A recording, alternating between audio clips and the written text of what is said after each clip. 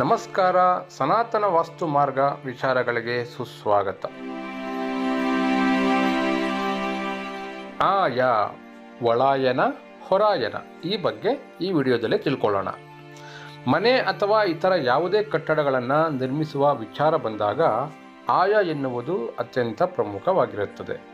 ಹಿರಿಯರ ಮಾತಿನಂತೆ ಆಯ ನೋಡಿ ಪಾಯ ಹಾಕು ಎನ್ನುವುದು ಈಗಲೂ ಸಹ ಗ್ರಾಮೀಣ ಪ್ರದೇಶಗಳಲ್ಲಿ ಪ್ರಚಾರದಲ್ಲಿದೆ. ಆಯವಿಲ್ಲದೆ ಯಾವುದೇ ನಿರ್ಮಾಣ ಕಾರ್ಯಗಳಿಗೆ ಕೈ ಹಾಕುವುದಿಲ್ಲ. ಇಂದಿನ ಕಾಲದ ಜಮೀನುಗಳಲ್ಲಿ ಒಂದು ಬಾವಿ ತೋಡಬೇಕೆಂದರೂ ಸಹ ಆಯವನ್ನು ಕೇಳುತ್ತಿದ್ದರು. ಈ ಆಯ ಎನ್ನುವುದು ಉದ್ದ ಮತ್ತು ಅಗಲದ ಗಣಿತದ ಕ್ಷೇತ್ರಫಲವನ್ನು ಅವಲಂಬಿಸಿದೆ. ಇದರಲ್ಲಿ ಒಳ ಆಯ ಅಥವಾ ಹೊರ ಆಯದಲ್ಲಿ ಯಾವುದು ಶ್ರೇಷ್ಠ ಎನ್ನುವುದನ್ನು ವಿಚಾರಗಳನ್ನು ನೋಡೋಣ. ಒಳ ಆಯ ಎಂದರೆ ಭೂಮಿಯ ಬೇಸ್ಮೆಂಟ್ ಅಥವಾ ಭೂಮಿಯ ನೆಲಮಟ್ಟದಿಂದ ಕೆಳಭಾಗದಲ್ಲಿ ನಿರ್ಮಿಸುವಂತಹ ಯಾವುದೇ ಕಟ್ಟಡಗಳಿಗೆ ಒಳ ಆಯವನ್ನು ಪರಿಗಣಿಸಬೇಕಾಗುತ್ತದೆ.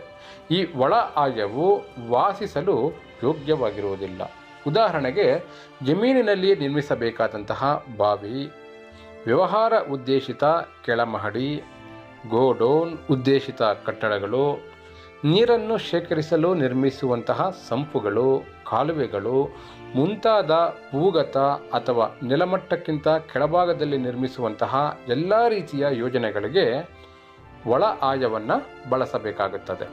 ಈ ಒಳ ಆಯವನ್ನು ಕಟ್ಟಡದಲ್ಲಿ ಒಳಗಿನಿಂದ ಒಳಗೆ ಬರುವಂತಹ ಅಳತೆಯ ಮೇಲೆ ನಿರ್ಧರಿಸಲಾಗುತ್ತದೆ. ಅದೇ ರೀತಿ ಹೊರ ಆಯ ಎನ್ನುವುದು ಹೊರಗಿನಿಂದ ಹೊರಗೆ, ಅಂದರೆ ಒಂದು ಗೋಡೆ ಕಟ್ಟಿದ್ದಾರೆ ಅಂತಂತಂದರೆ ಹೊರಗಿನಿಂದ ಹೊರಗಡೆ ಬರುವಂತಹ ಒಂದು ಅಳತೆ ಏನಿದೆ ಅದನ್ನು ನಾವು ಹೊರ ಆಯ ಅಂತ ತಗೊತೀವಿ. ಈ ಹೊರ ಆಯ ಎನ್ನುವುದು ಭೂಮಿಯ ನೆಲಮಟ್ಟದಿಂದ ಮೇಲ್ಭಾಗದಲ್ಲಿ ನಿರ್ಮಿಸುವಂತಹ ಯಾವುದೇ ಕಟ್ಟಡಗಳಿಗೆ ಈ ಹೊರ ಆಯವನ್ನು ಪರಿಗಣಿಸಬೇಕಾಗುತ್ತದೆ. ಈ ಹೊರ ಆಯವು ವಾಸಿಸಲು ಯೋಗ್ಯವಾಗಿರುತ್ತದೆ. ಉದಾಹರಣೆಗೆ, ವಾಸಿಸಲು ನಿರ್ಮಿಸುವಂತಹ ಮನೆ, ಮೇಲ್ಮಹಡಿಗಳು, ವ್ಯವಹಾರಕ್ಕಾಗಿ ನಿರ್ಮಿಸುವಂತಹ ಬೃಹತ್ ಕಟ್ಟಡಗಳು, ದೊಡ್ಡ ಅಂತಸ್ತುಗಳು, ದೇವಸ್ಥಾನಗಳು, ವಿದ್ಯಾಸಂಸ್ಥೆಗಳು ಮುಂತಾದ ಭೂಮಿಯ ಮೇಲ್ಭಾಗದಲ್ಲಿ ನಿರ್ಮಿಸುವಂತಹ ಎಲ್ಲ ಯೋಜನೆಗಳಿಗೆ ಈ ಹೊರ ಆಯವನ್ನು ಬಳಸಬೇಕಾಗುತ್ತದೆ. ಯಾವುದೇ ಕಟ್ಟಡವನ್ನು ನಿರ್ಮಿಸಬೇಕಾದರೆ ಆ ಕಟ್ಟಡವು ಆವರಿಸಿಕೊಳ್ಳುವಂತಹ ಒಟ್ಟಾರೆಯ ಕ್ಷೇತ್ರಫಲಕ್ಕೆ ನಾವು ಆಯವೆಂದು ಕರೆಯುತ್ತೇವೆ.